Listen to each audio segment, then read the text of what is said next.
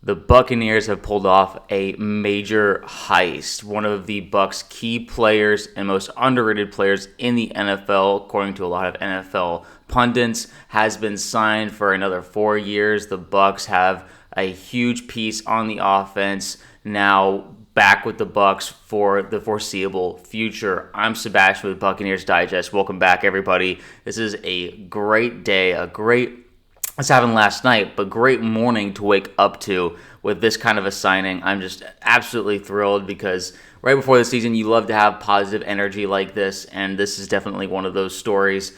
But before we get started, remember to subscribe. 95% of people who are watching are not subscribed, but that's okay because all you got to do is hit the bell, hit the button, and join Bucs Digest. We're on our way to 2,000 subscribers. We already hit 1,500, but now we're going for 2,000. The season is right around the corner. We will be doing a live stream of the Bucs versus Falcons right here, so make sure you're subscribed so you can be seeing that right when it goes up, and I can't wait to get started. And tomorrow is finally the start of the regular season, Eagles versus Cowboys. It'll be great to just feel that regular season football with stakes and everything.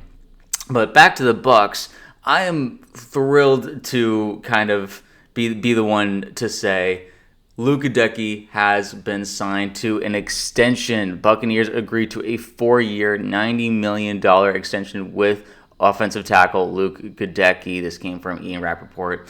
And, I mean, golly, how cool is this, guys? He is here with us to stay. And this wasn't really, there were never any real rumors or speculation that he wasn't going to stay. But at the same time, he was going into his last year of his contract, and there weren't really any rumblings of like contract negotiations.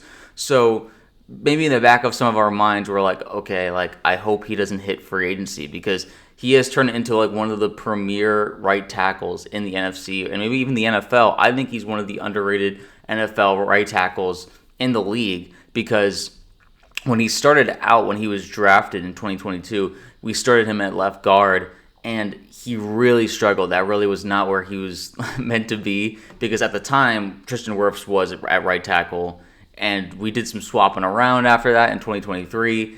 And obviously, it worked out for the better. And man, I'm just thrilled that we have both sides solidified. We're pretty sure that after this season, Baker will be extended. I can't imagine that he won't be. I mean, we have just so many franchise cornerstones that are now secured for us. And it really like warms my heart because all we do is just extend guys and keep them here in Tampa. We don't let them go. Especially like the big important pieces. So I'm just absolutely thrilled. I know a lot of the Bucs fans feel the same way. And so Rick Stroud, when he announced it, he also said a second-round pick in the 2020 NFL Draft. Goedeke has emerged as one of the top right tackles in the NFC. He began his career at guard, but took over from Tristan Wirfs when he moved from right to left tackle. Kind of what I was just saying, but just to reiterate, Goedeke was a right tackle in college, but then he tried out left guard when he went into the NFL his first season in 2022. I mean, things were a bit different there. Like I said, that everything wasn't exactly secure in that year. In 2022, he played with Tom Brady, so he's one of those starters that got to actually play with him, and I think that's pretty cool. But overall, I mean, ever since he moved to right tackle, like, he has been a mainstay. He has been an absolute beast, and I've been nothing but impressed by the way that he has improved every single year. And just like Graham Barton, just like some of these other guys, like Cody Mock, everyone keeps upgrading their game after every season that they've been in the league or with the Bucs. And it really goes to show Jason Licht and the staff's ability, the coaching staff, I should say, to develop offensive line talent. I think that's just a really remarkable thing. We had a really great offensive line when we won the Super Bowl in 2020 with like Ali Marpet and Alex Kappa and all those guys.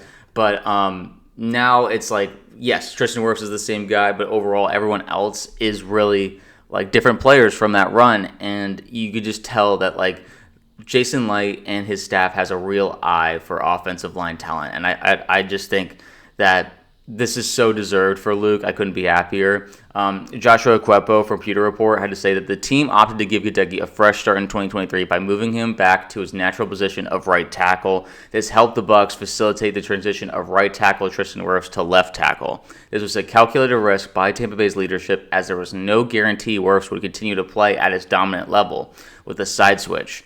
Plus, Goedeke was considered by many to be a lost cause already. The move paid off beautifully on both fronts. So what they're saying is like this was no guarantee when they did that switch. And by the way, I was trying to do a Goedeke haircut thing here but overall like his head's shaved, so I kind of messed up there.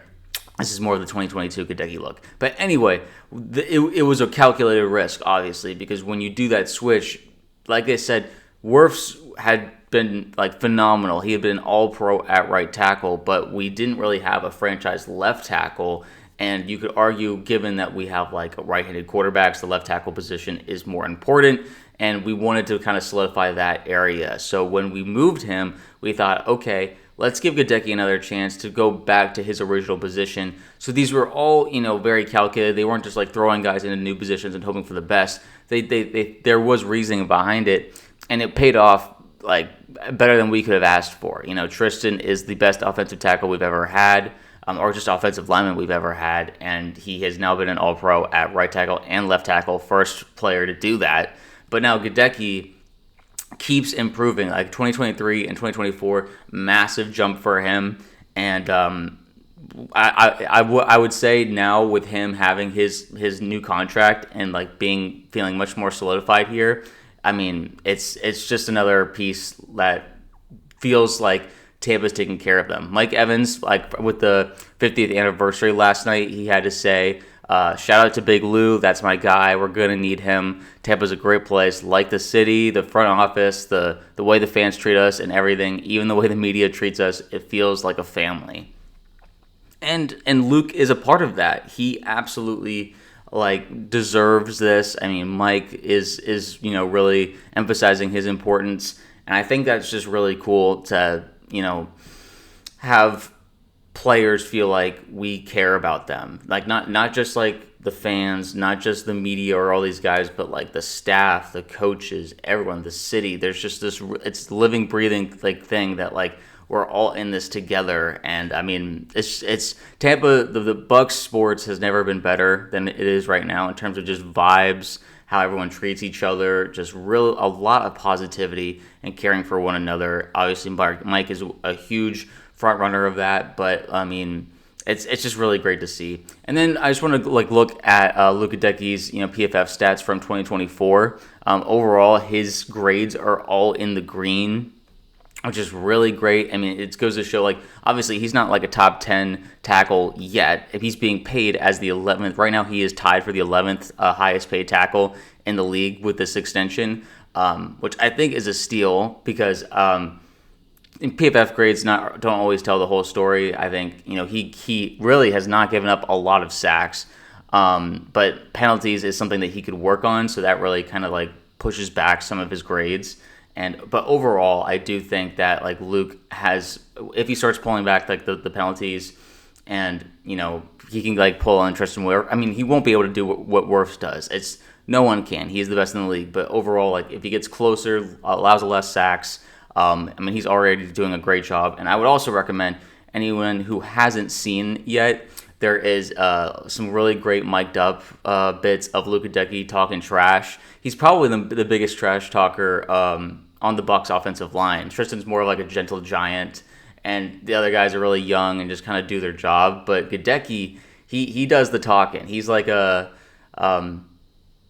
he talks for everybody, basically. he has enough to say for everybody. Baker will always joke around that he doesn't think before he talks. But I think it's hilarious. I think he just gives a lot of life and energy, and he really creates that family aspect for the offensive line, that these guys all really do care and hang out and love each other. And you gotta love the personality that he brings to the team and to that offense, and Baker's connection with him and all these different guys, the trust that these guys have with each other. Jason, just again, I cannot shout out enough that he has done a phenomenal job of assembling this team overall, and I'm just really thrilled and excited about what this means and how it's going to be affecting things.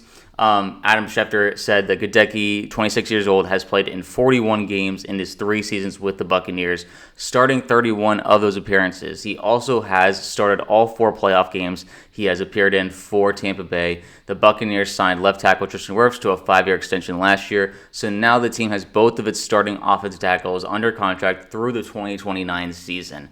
Guys, come on. This is just wonderful. I mean, like 2029 doesn't even sound like a real year. And then we have both of these guys, these mainstay guys who love Tampa. They'll probably get another extension before things are through. But like overall, I mean, unless their play declines, but especially worse, I don't expect that. Goedeke, I mean, he's been getting better and better. And I expect now that like he sees that the organization trusts him, the fans love him, that he's going to give his best, because I think that there is a lot of positive reinforcement that comes with these contracts and these signings.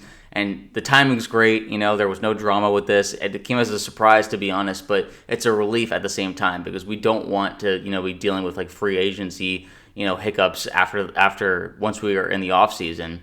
I'd rather just like get this done so that we don't have to worry about him being one of those guys that's on the block that could be like, trying to test the waters of free agency. Now we don't have to worry about that. We have our offensive tackles locked in through 2029.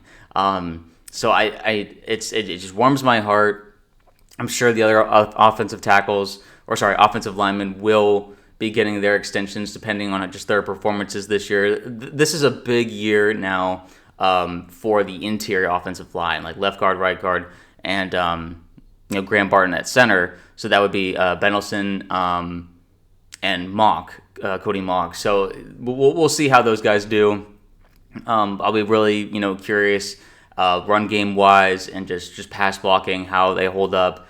And I'm so excited, guys. I know that you guys are too. I doubt there's many Bucs fans who are like, oh no, this isn't a good thing. No, we have one of the better right tackles in the league now locked up. So I'm gonna throw it to you guys. What are your vibes? Do you like really like this extension? I mean, just overall, let me know what you think about this extension and your excitement. Just throw it in the comments, and let me know about your expectations for week 1. And I mean, I can't imagine this doing anything but adding more positive vibes to the game and just really encouraging the guys like, okay, we're going to give our best for game 1 against the Falcons. One of the biggest game 1s that we've had in a while, in my opinion.